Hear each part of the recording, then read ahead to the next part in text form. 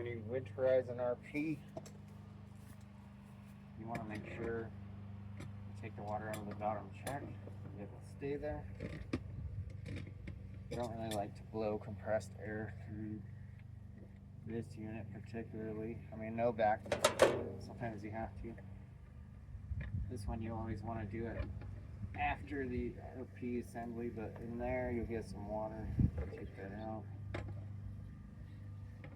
You tend to hold some water here. You can push some air through there. That works good. But I usually will just blow on it and clear whatever's in here.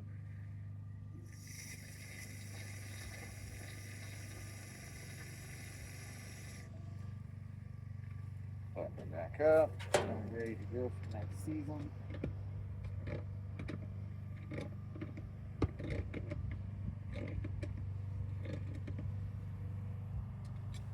Alright, we're ready to push some air.